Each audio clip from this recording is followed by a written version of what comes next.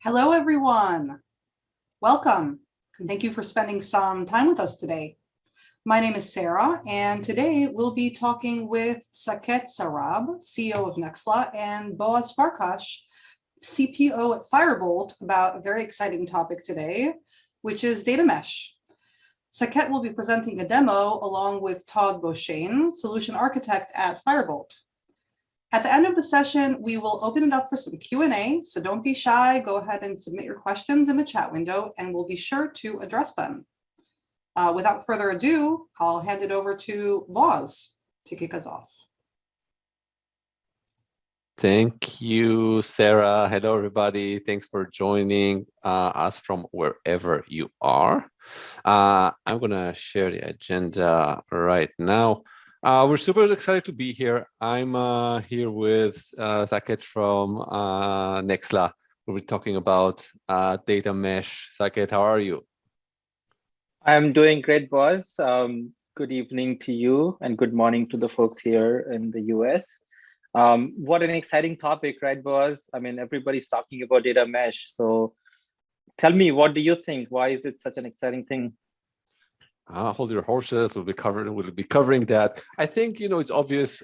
Us in the data space, we have to obsess about a new kind of architecture every, let's say, 5 years or so on average. But jokes aside, data mesh is super interesting, super exciting.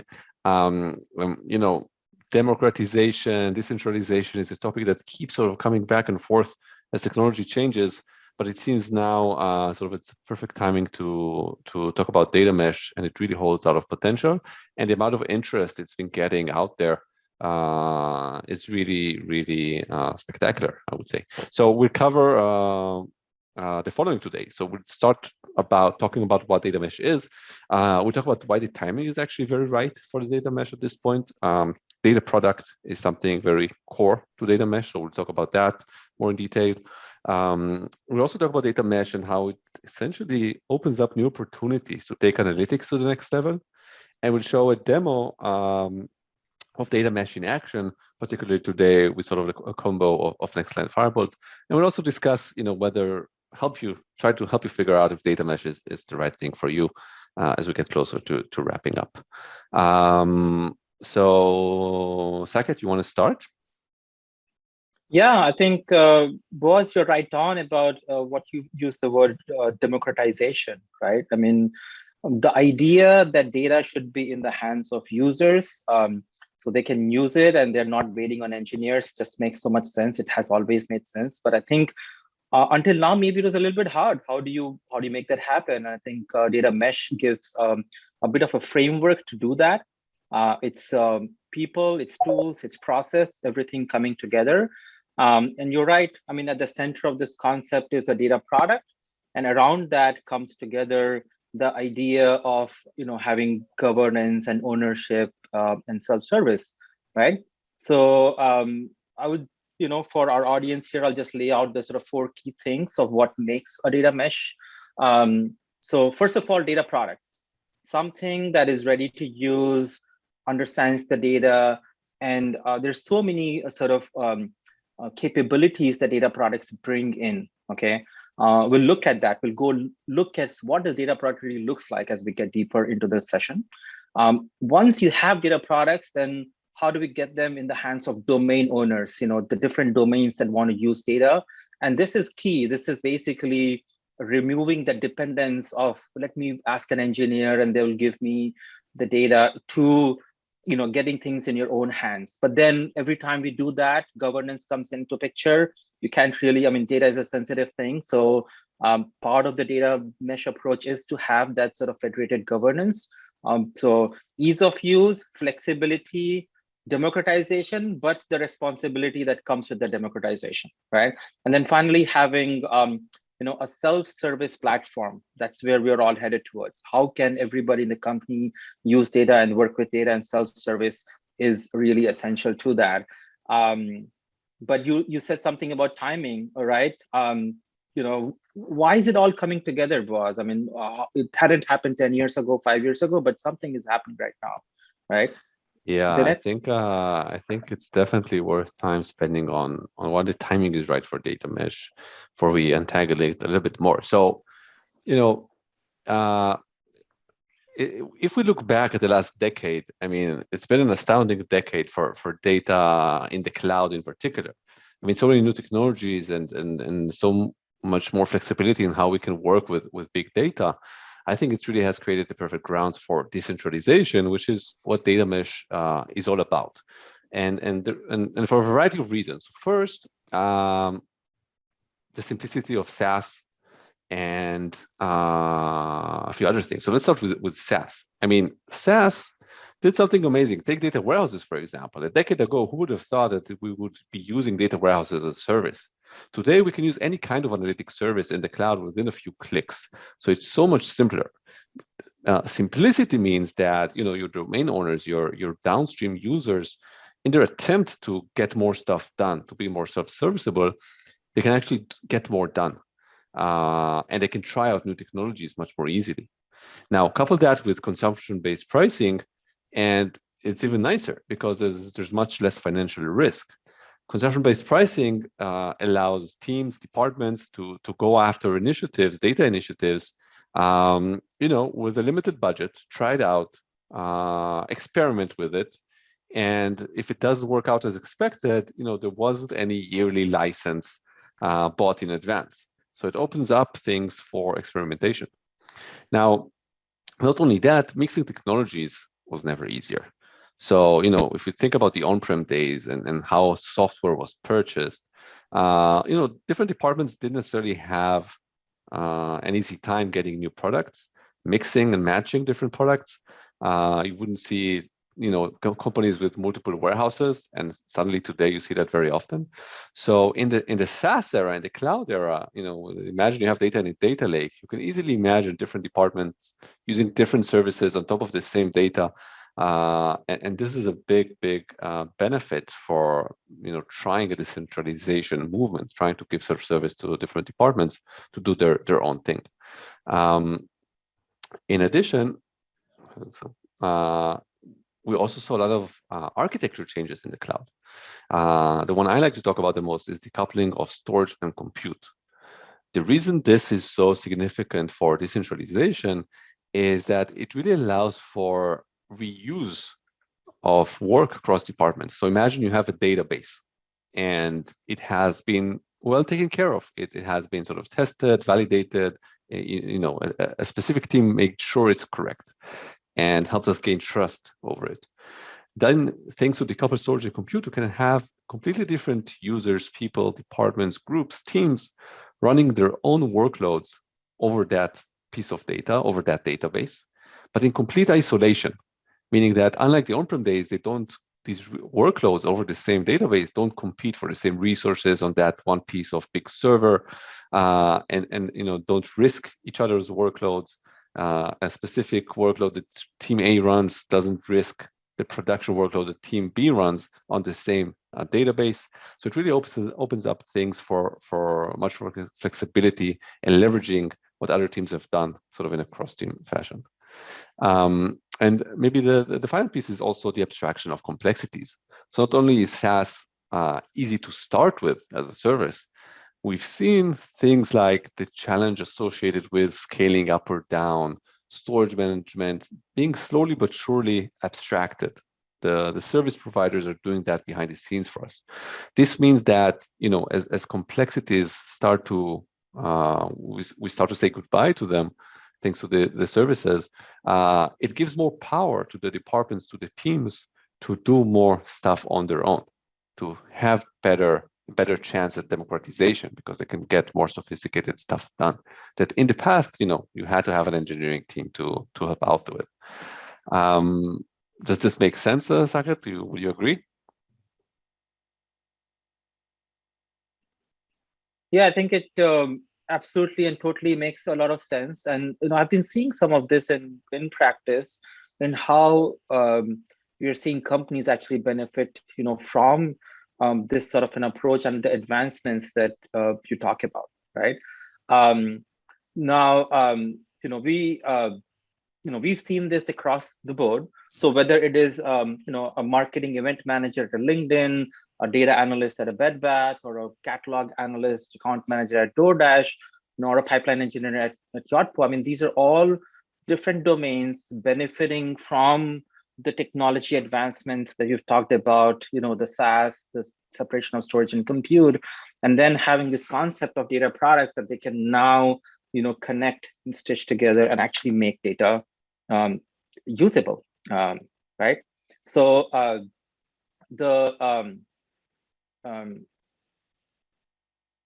think the key thing here, again, goes back to that concept of the data product.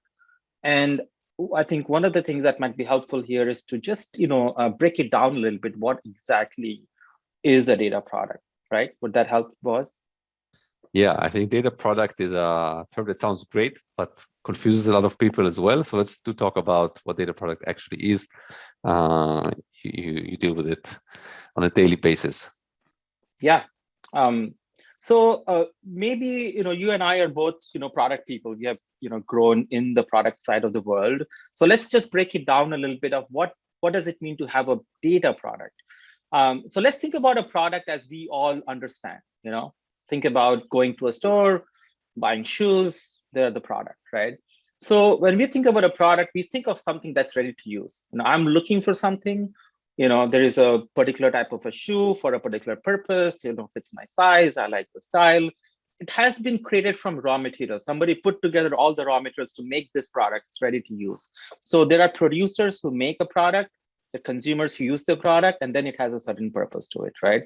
So if we take that basic framework of saying what a product actually is, and then we think about data products, I think what we see, this is how I see a data product in the Nexla environment.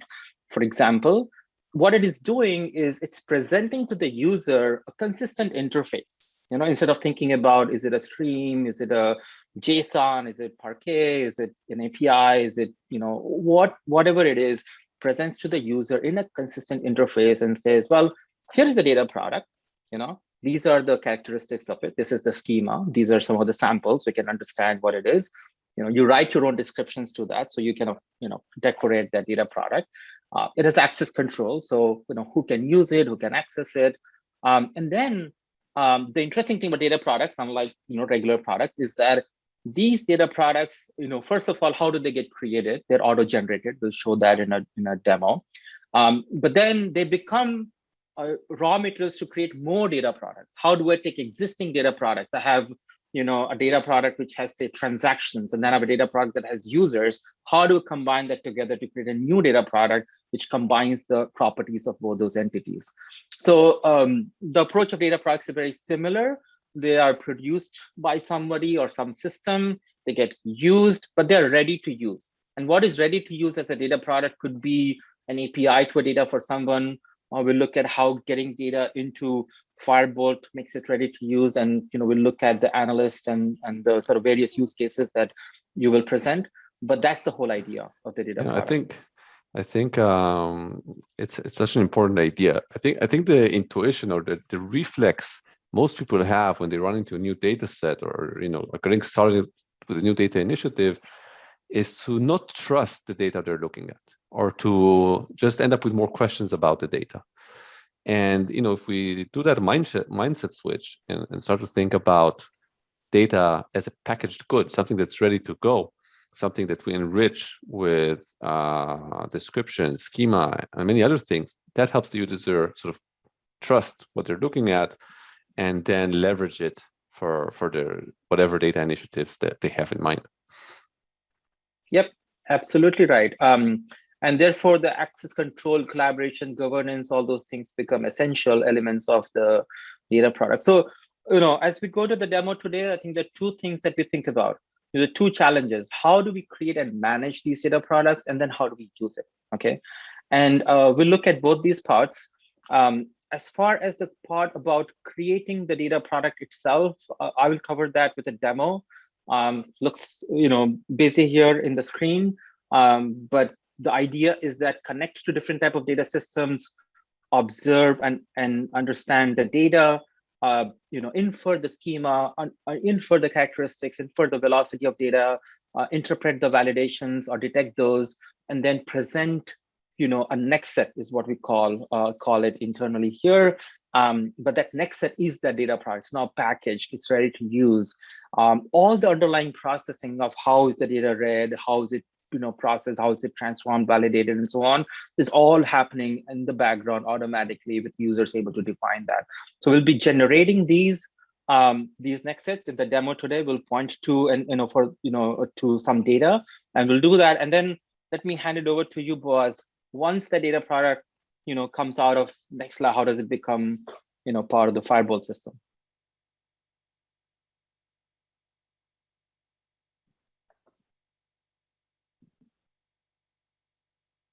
Oh, you're muted, I think, Boaz. Okay, thanks. I said so many amazing things. Too bad I have to repeat them. Now, okay, so before we move to Firebolt, because it's not really necessarily about Firebolt, let's stop and think within the data mesh. Why is it exciting? How should we think about what can be done with data in the data mesh setting? So for starters, we said, data mesh is about democratization, decentralization, enablement of teams, of departments, of groups to do more with data. How do we do that? We start by thinking of data as reusable products. We massage it, we take care of it, and we give it to those teams as consumable units. And there's governance, of course. But then the question is, okay, so what can be done with it? And I think that data mesh is a real opportunity to go beyond what we're used to think of traditional analytics. So first, if you find yourself today in a state where you have all these ideas for new data initiatives, but essentially you're blocked because you need help from IT or data engineering or whatever, this is where, first of all, you need to think, wait, maybe if I or my organization adopt data mesh mentality, it will help me unblock my data initiatives. And second, once you have buy-in and are going into that direction, remember that data mesh is a great foundation for experimentation of new data initiatives that can span beyond what you're used to from traditional BI. So you should encourage experimentation with data initiatives. If you're going through this big motion of adopting a new kind of data architecture and mindset, it would be wasted if you don't sort of challenge yourself to think big and experiment with new kinds of analytic deliverables. Now, we talk about self-service in the data mesh as sort of, the end goal to some extent, meaning we put data available and enable self-service.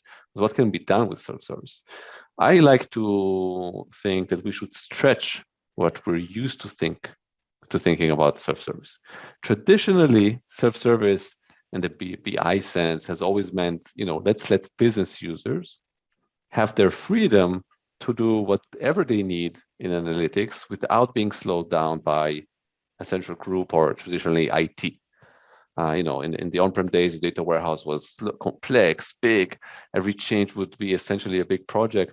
And business users were sort of always blocked by those groups controlling the warehouse, for example.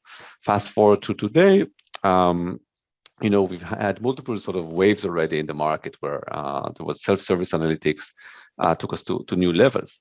But today it's time to reconsider. I mean, for me, it's not about just business users being able to do more anymore. It's about teams being able to deliver new kinds of much richer analytic experiences, and again, not controlled or not blocked by that central IT team. And the difference is that, whatever domain you're in, whether it's marketing or finance or operations, it's not about necessarily just having businesses. You can dream big. Every domain today can hire data engineers or sort of analytic engineers or sort of to get more firepower to deliver richer analytic experiences. And the reason that can be done is sort of because of all the things mentioned above. I mean, in SaaS with consumption-based pricing and sort of the firepower the modern data stacks brings to the table, once you have data that is readily available and that you trust, you can really do more.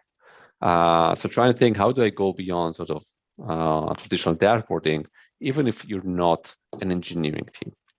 Now, one example which we at Firebolt specifically love is what we call data apps. If you look at the analytics space, particular domain you see being sort of really accelerated is data apps. Data apps are typically sort of packaged analytic experiences, not your sort of off-the-shelf generic dashboarding solutions, but rather analytic experiences tailored for a specific purpose. So it's typically for operational experiences internally or for customer-facing experiences, sort of packaged in a consumer-grade experience.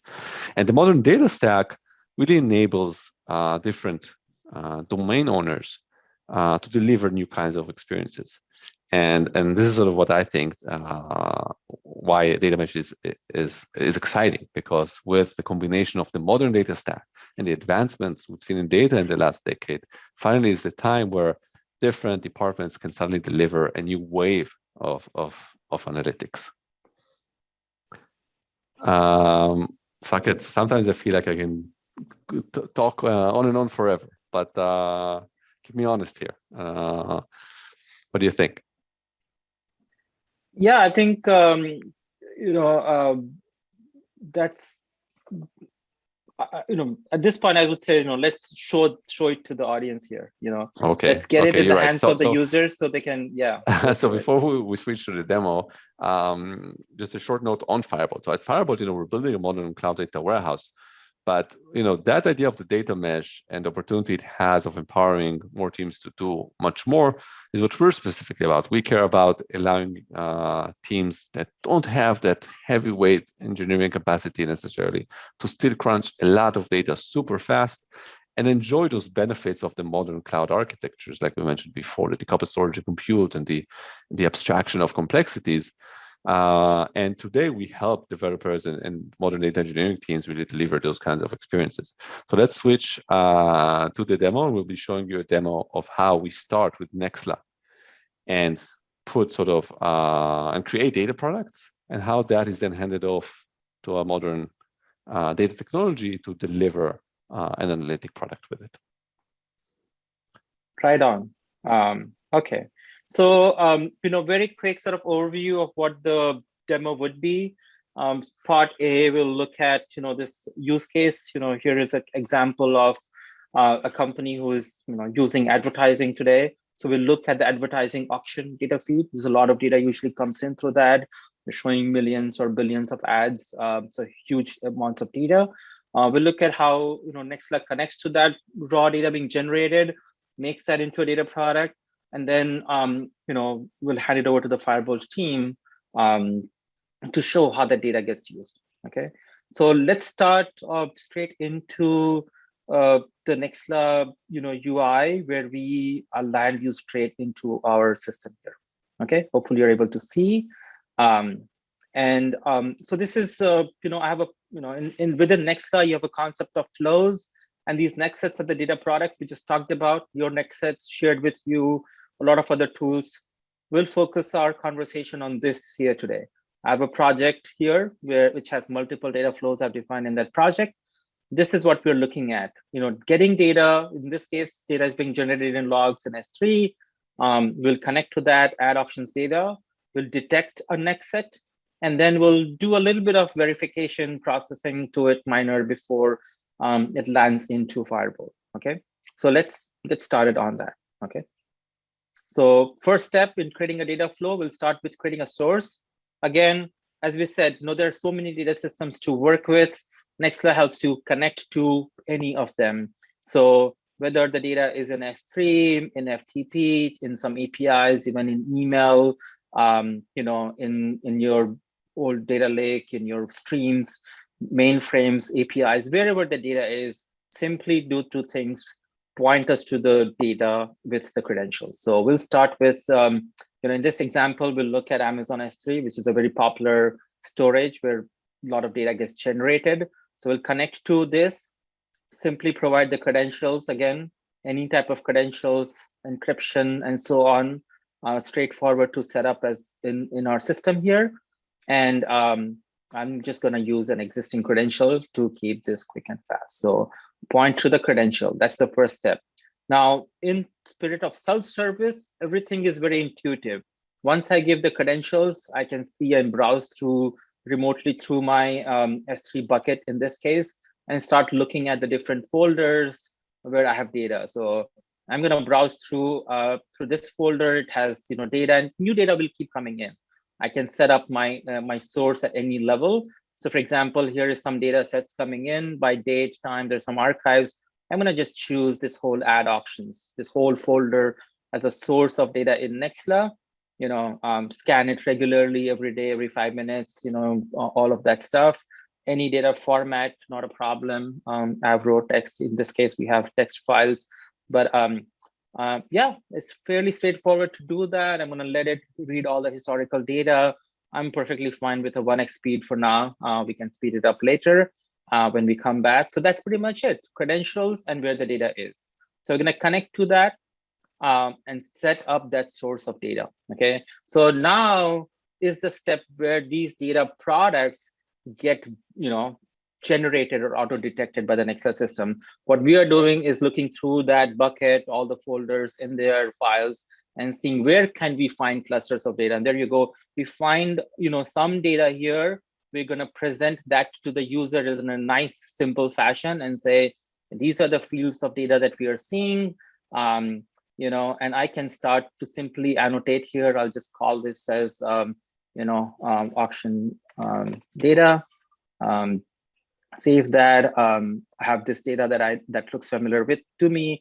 I can just call this from double click. So I have a quick annotation here. A lot of things about data product sharing, collaboration, activity log. I'm not going to get into that. So here is my data product. I'm going to make some quick adjustments to this data product before I'm writing it out. I'm going to take all these attributes on the left-hand side. This is the raw detected data product. I'm going to move them to the right. I'm going to create a new data product. The only modification I would like in this case is something very simple. This date field that is coming in is actually in a different time zone that I want. So I'm just going to do a time zone conversion. I'm going to pick one of these built-in Nexla functions or a UDF. I can define my own functions. I'm going to do a simple time zone conversion. I know this is US specific time, but I prefer all my data in the warehouse to be in UTC. So we're going to do that simple conversion, apply that change, see that change happen. A quick validation rule, actually. I would like my advertiser ID to always be there. So it's a required attribute. Any other validations I need, but relatively quick changes. And I'm pretty happy with my data. Okay. So this is something that I'm good with. I'm going to save this. This is a new data product I just generated with my converted time zone. I'm actually going to call it add auctions, UTC ready. Okay. I could register it on my catalog, any catalog that I work with, easy to plug that in. And now this data product, like every data product, has a send button. So I'm going to now send this data product into my Firebolt instance. So let's look for many target, we just look for Firebolt as an option, click here, credentials already here. You can easily set that up, any kind of configuration that you need, tunneling and so on. But let me just simply point to my Firebolt connection from an existing credential. Okay, well, as we can expect in any live demo, a few gotchas. Actually, this is a credential that was shared with me. So there might be a little bit of a gotcha in connecting to that. So once we connect, it should show up all the different tables that are already in my Firebolt instance, or allow me to create a new one. So let's wait for that to pop up. Hopefully my Firebolt engine is running.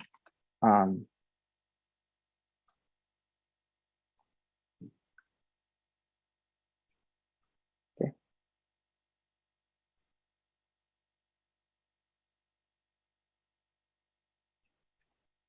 And while that happens, let's just go back quickly to how that view actually looks like. So if I go back here, this is my final target where I connect to my Firebolt instance.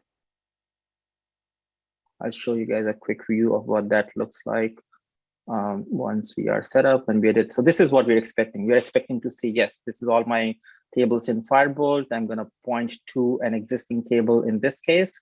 One of the key things here is that if I were to connect it into a new table, I'm able to set up the types that I would like. So I can, Nexla will auto map the types of these fields for my advertiser ID and my ad type ID and all that. It can map it automatically, but I can also choose a specific type if I want to do that, and then choose it as a fact or a dimension table. Those are my choices here.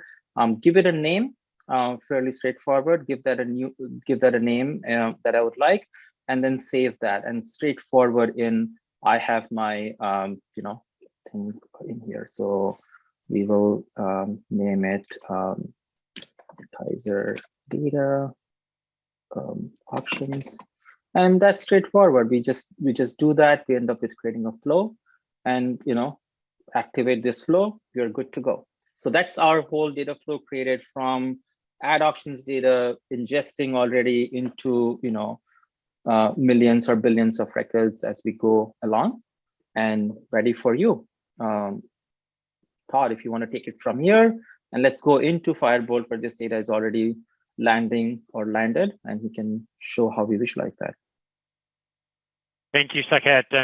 I'm excited now to be able to show you the Firebolt side of the story. And one thing that I noticed there is that you have the ability to define an index, a primary index on the table as you're creating it in Nexla, and that actually becomes very important on our side. So I'm going to walk you through the Firebolt UI. You're going to get to see a little bit of the UI that we interact with, and then, to be honest, most of our customers are using some kind of a front end. We're going to use Tableau today to look at this data that we've loaded from Nexla. So you can see here a database. When you're looking at any Firebolt instance, you can have one or more databases here. Obviously, since we're working with a partner, they have some testing. Here we have the webinar, and you'll notice that it has two engines. So as Boaz described, engines in Firebolt allow you to separate the workloads. So you can load data and query from the same engine, and that's something that's totally available. But what we're going to want to do today is show you how the data that was loaded by the general purpose engine can be queried by the analytics engine. So I'm going to go in, and this is the SQL worksheet on our side where we can kind of interact. You can see over on the right, you can see the tables that we're working with. Go ahead and expand here and actually zoom a little bit so it's easier to see. You can see the tables that we're working with. Those are the same tables you saw in Nexla during that part of the demo. So you can see all of these. You can actually see the brand new table that was just created. But we're going to look at this advertising historical data because that one was already loaded. I want to show another couple of things. So I can see the tables here, but I don't see a lot of details. I do, if I click on it, I do see the breakdown of the columns. So those columns match the ones that were coming from Nexla. And when I run show tables, what it will add to that is, number one, it's going to show me the primary index. So we kept it very simple using advertiser ID as the primary index for our table. But then you can see actually the syntax, the DDL for creating that. And then you can see the number of rows. So you can see our data auctions. He didn't kick off that process. So the table was created, but the data wasn't loaded. But we loaded 296,000 records into the advertising data, historical data. And that was last time. And again, that was all the records that had an advertising ID. So there were 500,000 total. Nexla filtered it down and then loaded that data. And you can see a little bit about how much size it's taking up and all that there. One other thing I want to point out is that if I ever want to see what queries were being run within an engine, I can run this query history. And it's taking a minute because it's getting this live in real time. It's going to get me all of them. And you notice I'm ordering this table by end time. So the most recently executed queries are going to show up. So this is going to show me all the queries and their how they completed. If I scroll over, you can actually see the query text. So you can see some of the queries that I've been running. But here you can see the create fact table that he ran. And so, you can really see kind of all of the interactivity coming from your source system, so you can track it down and say, how long did it take to load data on the Firebolt side? The other thing then hey, I'm going to come in here, and this is another example table just to show you, you know, I can run SQL right here. It's going to show me that information, and I can interact with that. I can get a account. What I really want to do now is bring in Tableau and go ahead and connect my Tableau up to my Firebolt. So you've got an empty workbook here in Tableau. We're going to go ahead and go to the connector by Firebolt. The one thing I have to paste in is my password for my credentials. So I'm just using my Firebolt credentials. I've specified an engine. So notice you may have seen I specified the webinar analytics engine. We could have used either engine, and it's going to pull up my tables here. I'm going to just grab the advertising historical data. We're not going to join anything because we haven't built, but this could be, you know, an entire schema that you're bringing in, and you could define the joins. We're going to jump right in here, and I'm going to just organize this by date. And what I want to see is I want to see the total impressions by date, and that quickly. And that's really, when you're working with Tableau, it's very important that things load, because if you're familiar with Tableau, you see a lot of that spinning beach ball, we call it on the Mac, and that means that the data is slow. But here, as we bring in, and you know, let's say, hey, I want to see how the revenue relates to the impressions, see if we're driving more revenue, and it doesn't look like there's really a correlation there.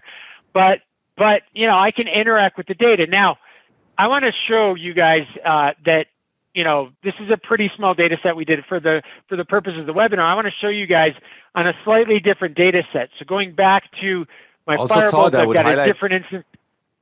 Like also, Go ahead. I mean, it's in Tableau. It's important to highlight that it's a live connectivity to the warehouse. It's not using Tableau extracts, so we can stay with fresh data. Very good point.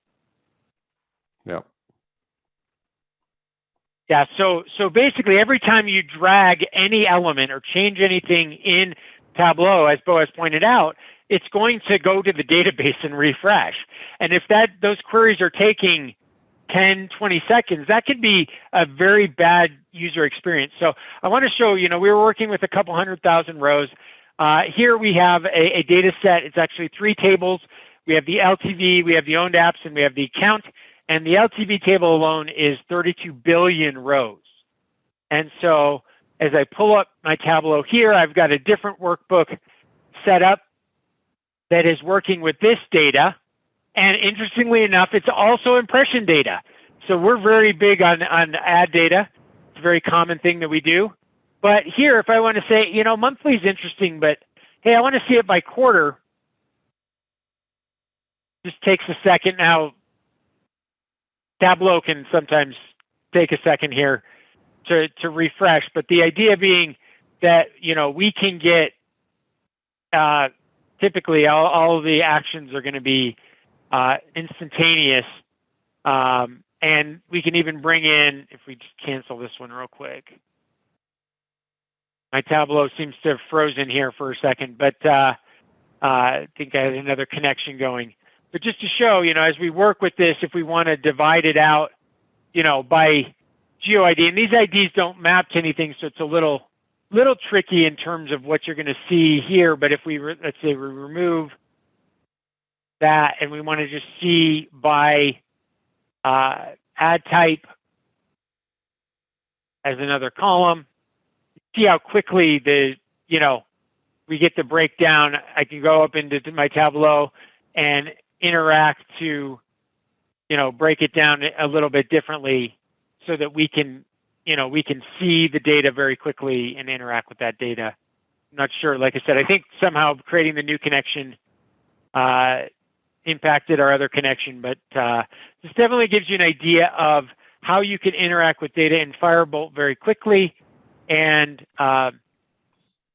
you know, remove the obstacle of query performance from working with your data and working with your data products. Awesome. Thank you, Todd. Great demo. Okay, so as we reach, you know, get closer to the end, let's talk for a couple of minutes of, you know, whether data mesh is right for you or not. Now, I also typically like to challenge common thoughts a little bit. I think, you know, the common approach today is that data mesh, you know, primarily focused for big enterprises. I mean, which is natural to some extent, because the bigger the company, the more silos you have, and the more tough it is oftentimes to enable democratization while sort of avoiding data chaos altogether. However, it's not just for big enterprises. Going into a data mesh direction, there's no official certification for it. Some of it is a mindset and a process game. And even if you're in the process of sort of building out your data stack and trying to reconsider your principles in which you build your data culture, even if you're in a smaller company, adopting some of the concepts of data mesh will allow you to mature with confidence into a data mesh that is bigger as your company grows. So for example, adopting a data as a product mindset is something that can be very, very meaningful and helpful for companies of any size. It means that you think of data as a package deliverable, something that should be reused by others with confidence. So it's never too early, the way I see it. Now, it also doesn't require a big budget. Yes, we showed you a Nexla product and we showed you Firebolt product, but it's not about one specific product or the other. Essentially, you can start today with anything that you have. You can start small by just applying the right principles and the right processes in place so that people start to do a cultural shift towards thinking about data as a product and to think about self-serve on sort of the end, the other part of the individual departments, and about enabling new data initiatives and thinking about putting the right things in place to enable that. Do I need to hire more people? Also, not necessarily. However, this is where I would encourage you to actually, again, like I said before, think big.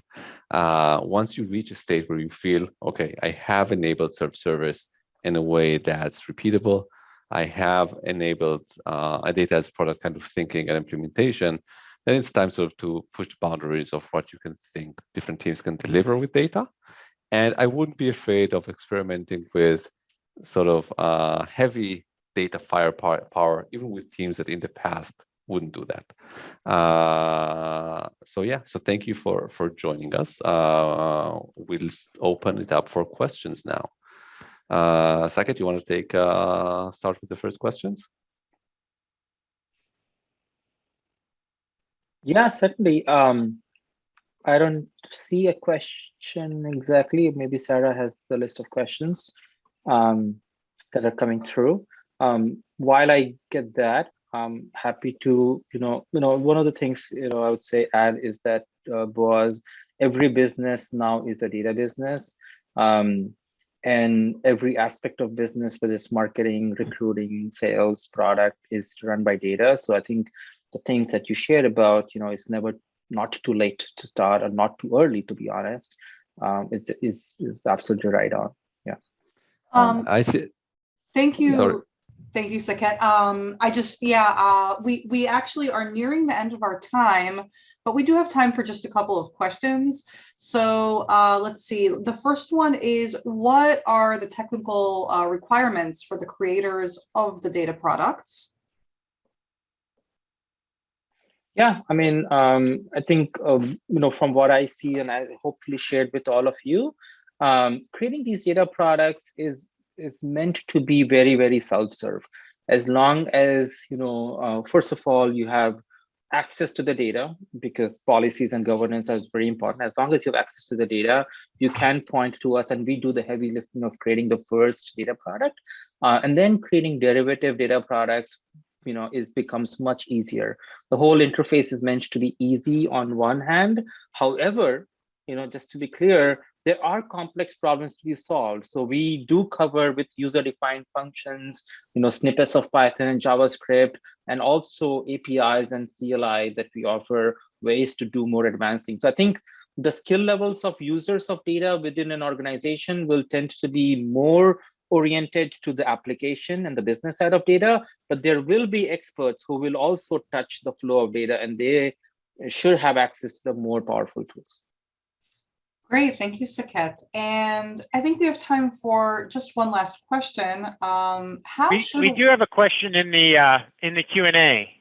Okay, about if you open up data in Firebolt for self-service, how do you manage governance? And so data governance is an important part. Firebolt is a data warehouse. So obviously users are going to want to be able to control how, who has access. And that's definitely something that, we have a number of approaches that manage that, and we're going to continue to evolve that as the product evolves. But we recognize that bringing data into Firebolt so that you can have self-service access does require security, so that you can control who is accessing what data, and it really gives us that power to give the users access. Great, thank you, Todd. I believe that's all the time we have. I'm happy to answer one more question that I see here is how is data mesh different from data modeling? And just very, very, very quick answer to that is that, look, the model or the scheme of the data is one of the many raw materials that goes into what is a data product. And, for example, access control of who can use the data, what does the data, how to connect this data product into a system and make it usable, how to generate the pipeline underneath, how to monitor it. So there are many aspects that go in, but model is certainly one of the essential parts of the data product. And then the data product, along with all the governance, management, collaboration, ends up creating this mesh, data mesh, which is the framework. It's how the whole company can work around the data product. So hopefully, that helps clarify.